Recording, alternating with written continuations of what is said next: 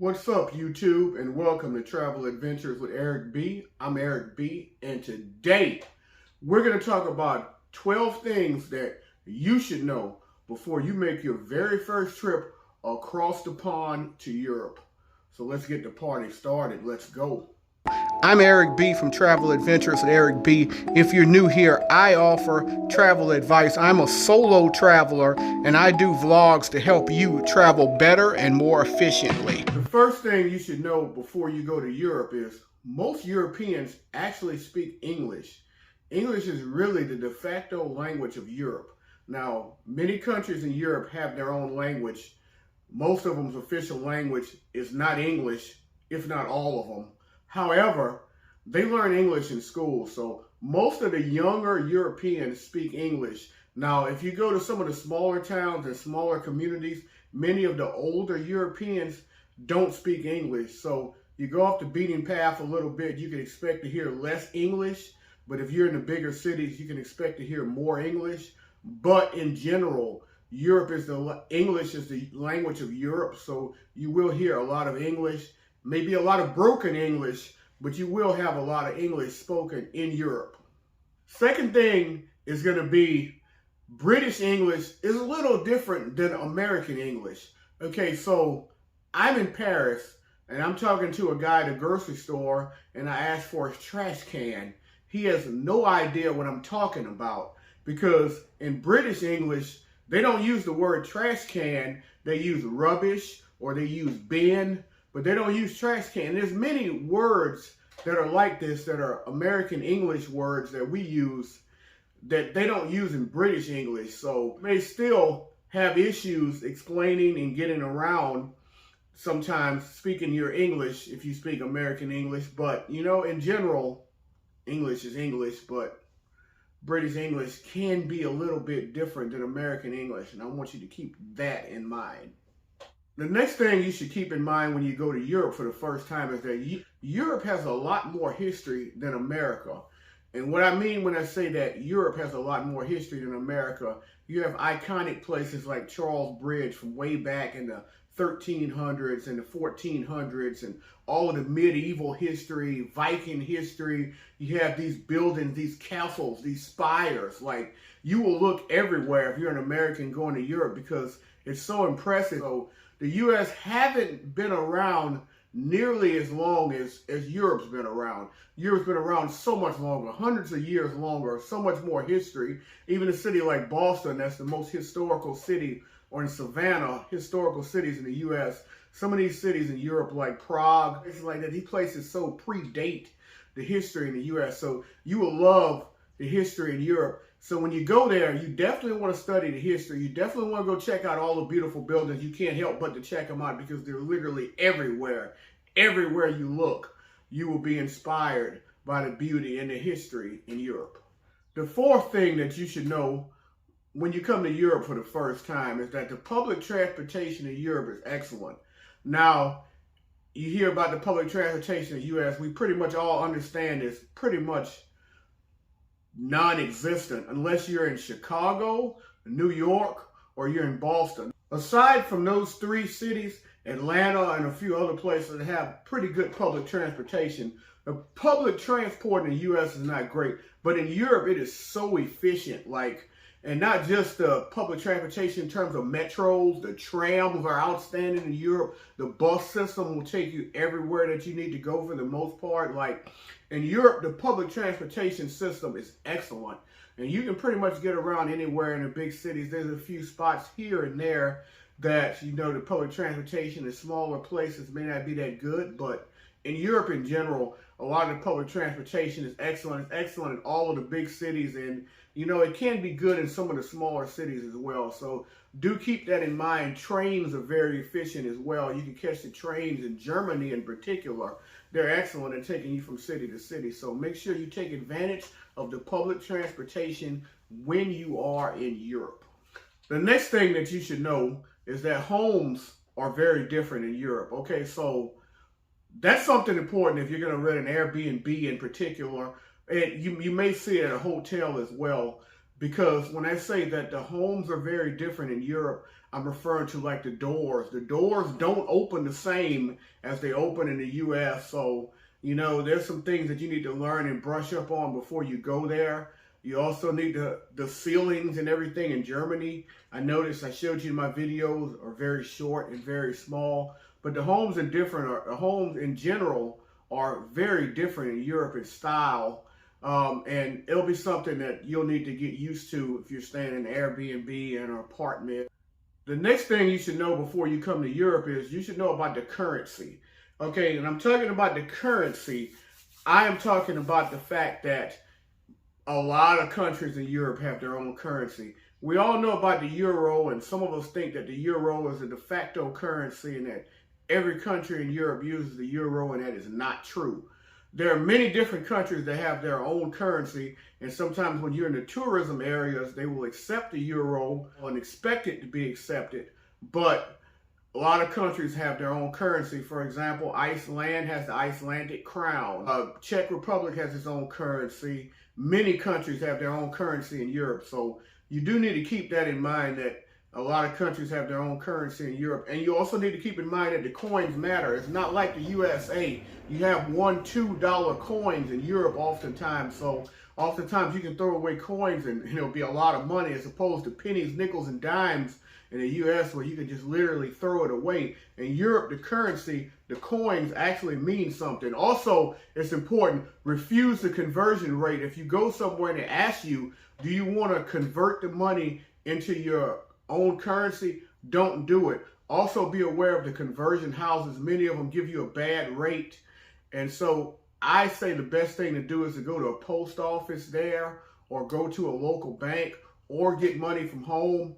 Or if you do use the ATM, like I said, turn down the conversion rate. Don't let them convert it, because if they'll convert it, 99% of the time, they're going to convert it to their favor and not yours. So refuse the conversion rate when you go there. Okay, so we go to my car for number 7. 7th thing you should know, Europe does not have to be ridiculous expensive. Now, I'll give you a little tip right here. So you're booking your flight to Europe. First thing you do, you stay somewhere in the middle of the country, no big hub. Like I said, book a flight to New York or Chicago or Boston, or a big hub, mainly New York. And then you book a flight from that big hub all the way to Europe. Because you can get a flight from New York all the way to Europe for $100 and something one way. You can do that, depending on the time of the year it is. I'd say if you're going to book it shoulder season, which would be like January, February, March, or if you book it like September, October, but you can even find it during the summer. You can book a flight from a big hub like New York to Europe for around a little over $100 one way, and then book it back for $100 and something. So that's a smart thing to do. But if you're going to book a flight from a hub like New Orleans straight to Europe, like London, you're going to probably pay about $1,500 one way, and that is not smart. So make sure you're going to make your trip cheaper. Do it that way, and then once you get in Europe, you can go from place to place for relatively cheap. Number 8, everything is smaller in Europe. This is absolutely true. Okay, so when I say everything is smaller, okay, so you're going to get an Airbnb, a hotel, and the beds are going to be tiny. It's going to be like a large bed's going to be like 2 small beds pushed together. So everything's definitely going to be smaller. The houses are going to be smaller. The people are going to be smaller as well there. Compared to the U.S., we tend to eat a lot more. The portion sizes are smaller. The houses, things like that, tend to be smaller. A lot smaller than the U.S. if you look at it on a map. So one of the cool things about Europe is if you rent a car, you can drive from place to place. It's almost like driving from state to state, going from place to place. Generally, you can take a train and do it, probably pay a little extra, or you can rent a car and do it. So definitely smaller space in general, smaller roads to get around. You know, when you're in the car, smaller streets, smaller vehicles. Okay, so the next thing you should know is that the difference in bathrooms. Okay, we call them, first of all, we call them bathrooms and we call them restrooms here in the U.S. They don't use that word. They don't use bathrooms. They don't use restrooms in Europe. You will see WC a lot, and you will see toilets, which is straightforward. WC stands for water closet, which is defined as a private room with a toilet. Now you'll see WC and you'll see toilets everywhere. No restrooms, no bathrooms. Okay, so the public bathrooms there generally are a lot cleaner than the U.S. Oftentimes you'll have to pay for public toilets or public water closets, a few coins. So, always keep your coins for if you're going to have to use the public toilets. Grocery stores oftentimes don't have toilets. If you go to a restaurant, you want to make sure you use it because they're not readily available like they are in the U.S. everywhere. So when you get an opportunity to get a free one like in a restaurant, you need to make sure that you take advantage of that free toilet. Also, you need to keep in mind the toilets themselves are different. They don't have all of the water that the toilets have in the USA. They usually don't have the handles where we flush toilets with the handles, and we have so much water in the back. They usually have toilets that are like the flat ones, and they usually have push buttons. So they're totally different than the toilets that we're used to having. And also the gap under the door, like we're used to having public bathrooms with the big gap under the door there, which never really made sense to me.